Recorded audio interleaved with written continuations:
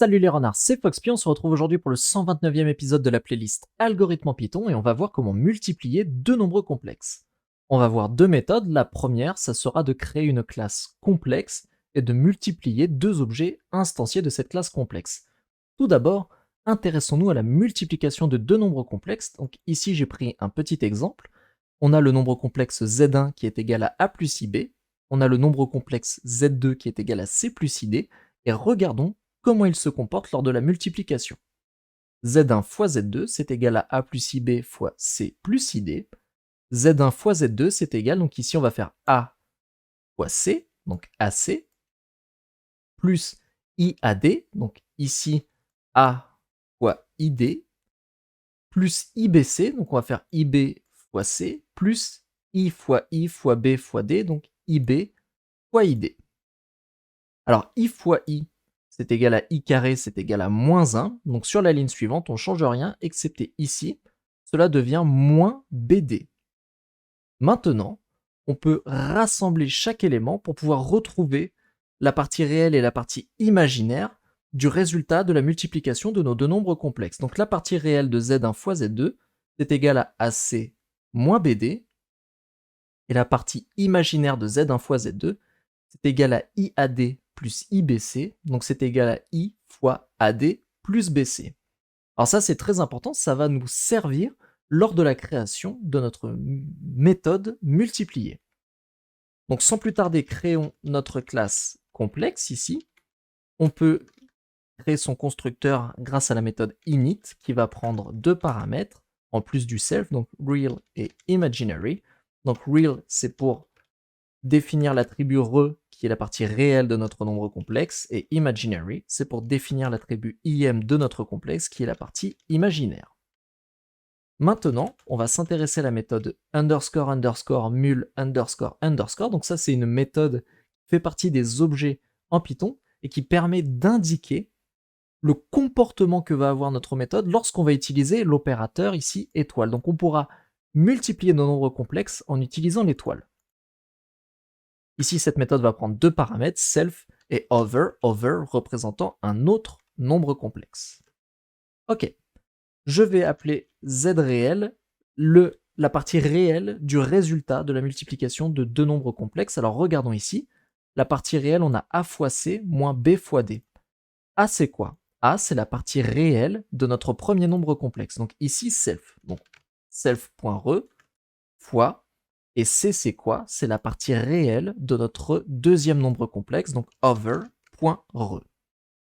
Moins ici, donc j'ajoute le moins, et b fois d, donc b c'est quoi? C'est la partie imaginaire de notre premier nombre complexe, donc self.im, fois, et d c'est quoi? D c'est la partie imaginaire de notre deuxième nombre de complexe, donc over.im. À présent, intéressons-nous à la partie imaginaire du résultat. La partie imaginaire du résultat, c'est I fois AD plus BC. Donc nous, on va juste récupérer AD plus BC. A, c'est quoi? On l'a vu précédemment, c'est self.re, fois D, c'est la partie imaginaire du deuxième nombre complexe, donc over.im, plus BC, B, c'est la partie imaginaire du premier nombre complexe, fois C, c'est la partie réelle du deuxième nombre complexe. Et maintenant, on peut renvoyer le résultat, donc return complexe, et là, on va mettre z réel en premier paramètre, donc pour la partie réelle, et zim pour la partie imaginaire. Donc là, nous avons fini de coder la méthode qui nous permet de multiplier deux nombres complexes. Je vais ici ajouter la méthode str que nous avons codée à l'épisode précédent et qui va nous permettre de voir nos nombres complexes sous forme de chaîne de caractères. Je ne réexplicite pas comment cette méthode fonctionne. Si vous voulez voir comment elle fonctionne et ce qu'elle fait, je vous invite à aller regarder l'épisode 128, donc l'épisode précédent, additionner de nombres complexes. Très bien. On peut à présent tester notre méthode, donc je vais créer z1 qui sera égal à complexe de 1, 3, et je vais créer z2 qui sera égal à complexe de 2, 1. À présent, on peut les multiplier, z1 fois z2.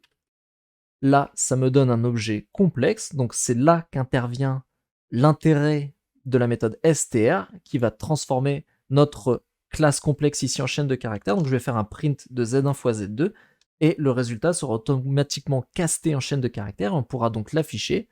Cela nous donne -1 plus 7i. Alors on peut vérifier notre résultat. En Python, on peut créer des nombres complexes de base. Donc ici, si j'écris 1 plus 3j fois 2 plus 1j, et que je fais un print sur cette multiplication de nombres complexes, on peut voir que l'on obtient -1 plus 7j. Alors en Python, le j représente la partie imaginaire, enfin le i, simplement. Et donc on voit hein, qu'on trouve le même résultat. Alors on peut tester ici, tac, avec des zéros. Hop, par exemple, avec une première partie ici sans partie réelle. On peut tester là, hop, sans partie imaginaire, là 0j. Et vous voyez, on obtient 0 plus 6, il a 6j. Donc notre méthode, elle est fonctionnelle. Elle nous permet bien de calculer le résultat d'une multiplication de deux nombres complexes. Si jamais vous n'avez jamais fait de programmation orientée objet, que vous ne savez pas ce qu'est une classe, il est toujours possible de représenter les nombres complexes par des tuples. C'est ce que l'on va faire un produit de nos nombres complexes, mais ceux-ci seront représentés par des tuples, donc c'est une structure de données comme ceci, qui va contenir deux éléments. Le premier élément correspond à la partie réelle, et le second élément correspond à la partie imaginaire. Alors, on va définir la méthode produit complexe qui va récupérer en paramètres z1 et z2. z1, c'est un nombre complexe sous forme de tuple. z2 est un nombre complexe sous forme de tuple. Z réel, donc ça sera la partie réelle de notre résultat. Ce sera égal à z1 de 0 fois z2 de 0. Donc ça correspond à ce que l'on a vu précédemment, le AC, moins z1 de 1 fois z2 de 1. Ça correspond à notre BD. Ensuite, zim, pour la partie imaginaire du résultat, ça correspond à z1 de 0 fois z2 de 1. Donc ici, c'est le IAD, ou plutôt le AD, plus z1 de 1 fois z2 de 0, et ça correspond à BC. Ok. Maintenant, on peut renvoyer le résultat, donc on va également le renvoyer sous forme de tuple. On va renvoyer z réel et z im, comme ceci. Et là, le produit de nos nombres complexes est terminé. Comme pour l'épisode précédent, je vais utiliser la méthode print complexe qui va nous permettre d'afficher nos nombres complexes ici. Donc on a une première accolade dans le print qui va afficher z0, donc la partie réelle du résultat. Et ici, on a accolade i. Ça va nous permettre d'afficher la partie imaginaire du résultat en allant récupérer l'élément à l'indice 1 de notre tuple. Regardons comment cela fonctionne. Je vais créer ici z1 qui sera égal à 1, 2, et je vais créer z2 qui sera égal à 3, moins 2, et là on va faire print complexe de produit complexe de z1 et z2.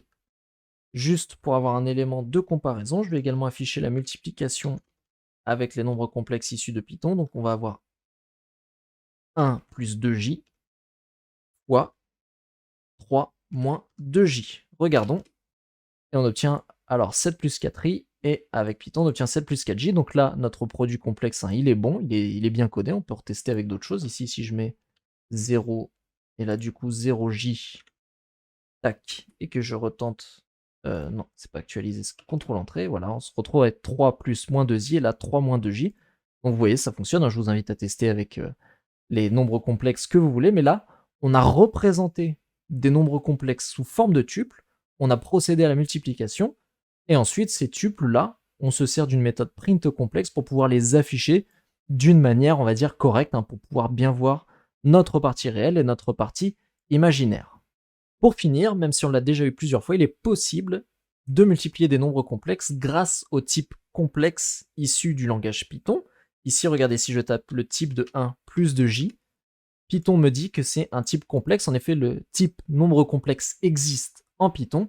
Et donc, si vous voulez faire une multiplication de deux nombres complexes, eh bien c'est très simple. Vous faites 1 plus 2j fois 3 plus 1j. Et là, vous obtenez le résultat. Il est bien évidemment possible de stocker vos nombres complexes dans des variables. Par exemple, 1 plus 2j.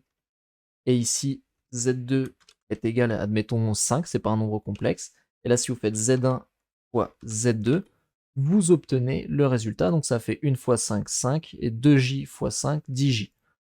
Donc voilà, ça c'est une autre manière. C'est globalement, si vous n'avez pas d'algorithme à coder par rapport à vos cours ou quoi que ce soit, et vous n'avez pas besoin d'implémenter vous-même la multiplication, vous utilisez les nombres complexes directement issus de Python et ça marche. Nous, bien évidemment, on a fait ça pour voir tout simplement les algorithmes, l'algorithmie qu'il y a derrière.